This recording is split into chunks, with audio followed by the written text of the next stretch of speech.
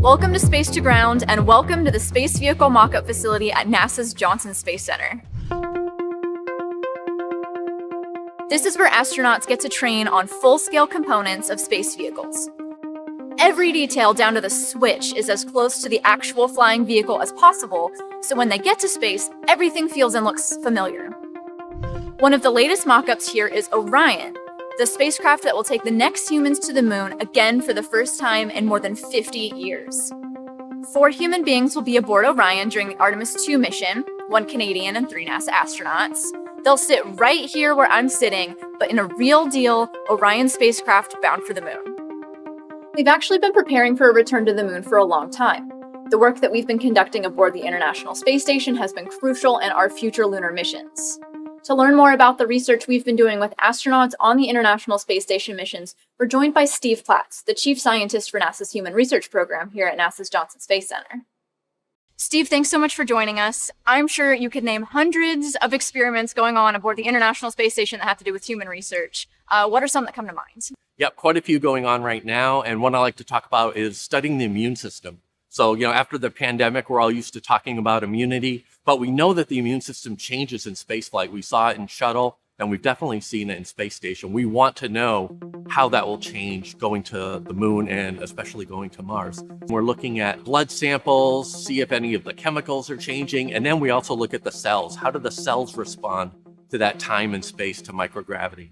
So it sounds like cells and immunity is a biology experiment, but do you have other biology experiments going on the space station? We do. We collaborate a lot with the space biology program, and we have an experiment called Veggie that we're really excited about. And in that experiment, space biology is interested in how do the plants grow. So how do you package the seeds? What type of media do you use? How do you water them in space with no gravity? What we're interested in is the human component. So what is that countermeasure to growing the plants? We've actually had crew name their plants. They get really attached to the plants as they're growing them. They talk to their plants, but then the psychological countermeasure, the benefit of eating a fresh salad in the middle of your mission is huge. And then also the nutritional benefit that we have from growing our own crops. And as we think about going to Mars, long-term missions, will we have to grow crops there as well? So this gives us a head start on that. So it sounds like they actually get to become space farmers. They do, but no potatoes yet.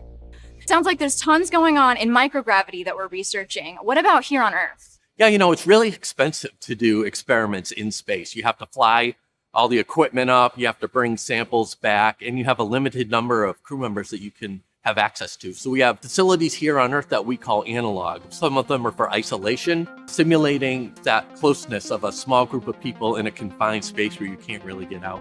And then we also have a bed rest facility in Cologne, Germany, where we study the microgravity aspect. So we put them at 6-degree head down tilt for several months at a time, and then study how that fluid shift and how that deconditioning affects the human body. Wow. So in addition to the ones you mentioned, I know that we've got our CHAPEA simulated Mars mission. Yep. So it sounds like we get to study isolation and confinement without even leaving the Earth. We do, yes. So Steve, I wanted to ask you, I heard that when astronauts get home from the International Space Station, as soon as they land, they have to do an obstacle course? Is that true? Yeah. We've had several experiments like that, and the ones we're doing now, they're designed to look at the sensory motor system. So that's your sense of balance, your what controls your gait, how you walk, how you perceive the world up and down, and those kind of things. So we know that changes in space flight. And the longer you're in space, it's likely the worse that could be. So we're studying that now, where we do obstacle courses before flight, and then when they come home to see how space flight has changed that system. So it sounds like when we go to the moon or Mars, we'll know, will they be able to hit the ground running, or will they need a while to get their landlines under them? Yep, that's exactly why we're doing that experiment. Yep. Very cool. Well, Steve, thanks so much for joining us. Oh, you're welcome. To learn more about NASA's Human Research Program, be sure to follow @NASA Johnson on social media, and be sure to watch NASA TV on April 3rd to find out which astronauts are traveling to the moon, putting some of this amazing research to good work. That's Space to Ground for this week. I'm Chelsea Bayarte. Thanks for watching.